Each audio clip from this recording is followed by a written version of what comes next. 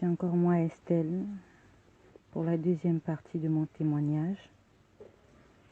Alors que j'étais revenue de ce ravissement, j'ai continué ce jeûne de 21 jours durant le mois de décembre 2017.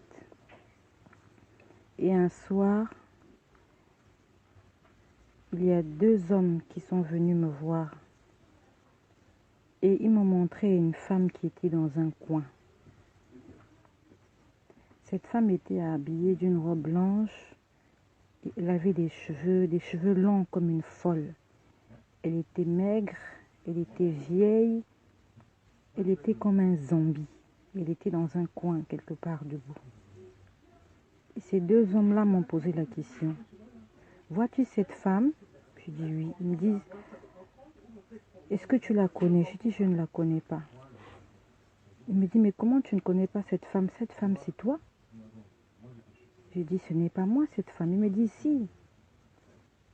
Cette femme, c'est toi. Voici comment se présente l'état de ton âme.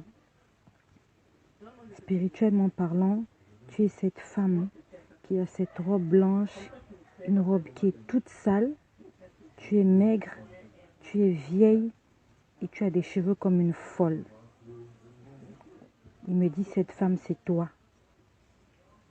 Que ton état physique n'est rien comparé à ton état spirituel. Physiquement, je ne suis pas si mal que ça, mais spirituellement, je peux vous dire que je n'étais vraiment pas belle à voir. Ils m'ont dit, il faut que je mette de l'ordre dans ma vie. Et alors, le matin, j'étais vraiment en train de me poser la question de savoir si je ne devenais pas folle ou quoi. J'ai dit, je vois des choses, j'entends des voix, je ne comprends rien.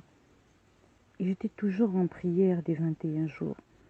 Et pendant que j'étais en train de prier, cette voix, c'était toujours la voix d'un homme. Pendant que je priais, il me disait, dans tes prières, demande que le Saint-Esprit te possède.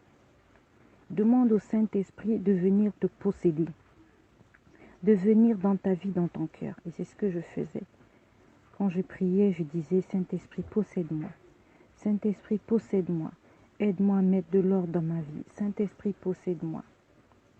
Et alors, pendant que je faisais cette prière, cette même voix, c'était vraiment cette voix-là, c'était la voix d'un homme. Il me dictait tout ce que je devais faire.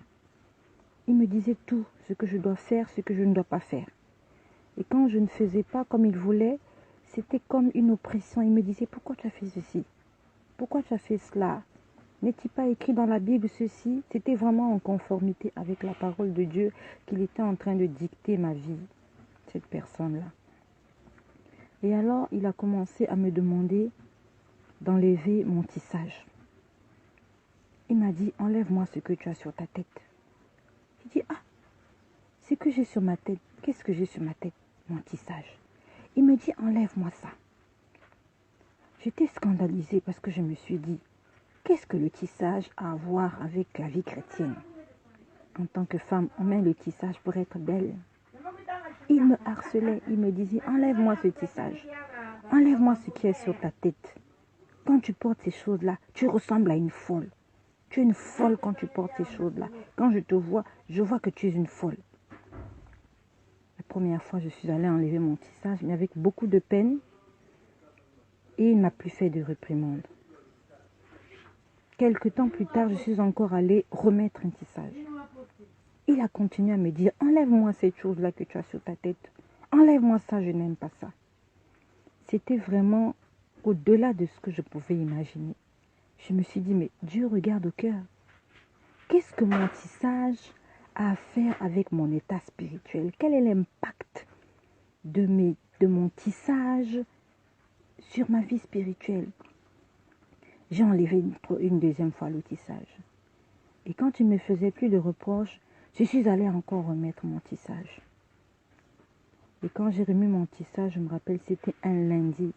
J'étais allée au salon de coiffure. Je me suis fait tisser encore. Et le vendredi soir de la même semaine, pendant que j'étais couchée,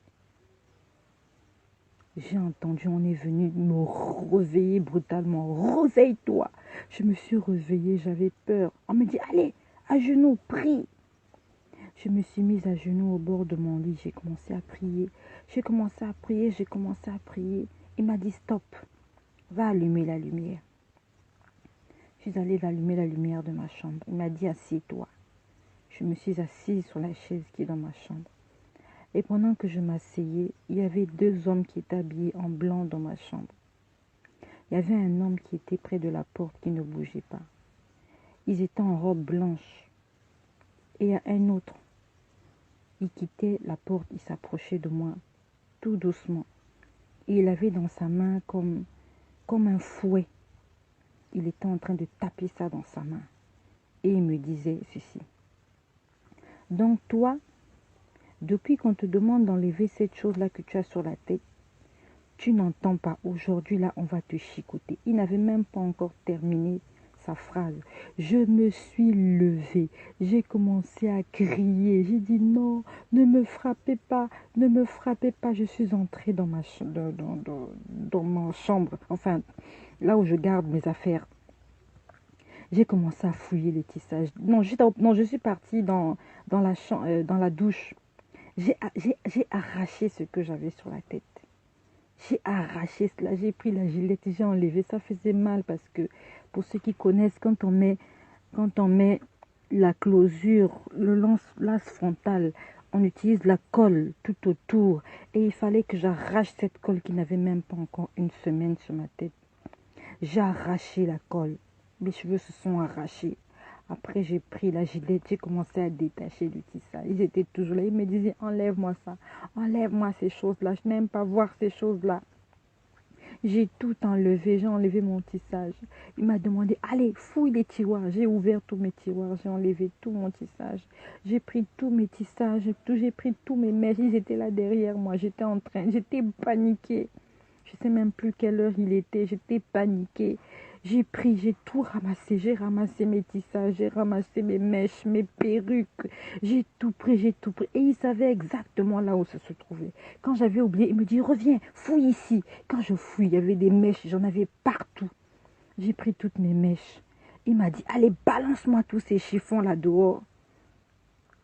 Je suis allée, j'ai déposé ça sur mon balcon. Et je suis entrée dans la maison. J'étais en pleurs, j'étais en train de pleurer, j'étais en train de crier, en train de hurler, parce que j'étais en train de vivre quelque chose que je n'avais jamais vécu de ma vie. J'étais dans un jeûne, on était en train de mettre de l'ordre dans ma vie, et là on me demandait d'enlever mon tissage. J'étais en train de pleurer.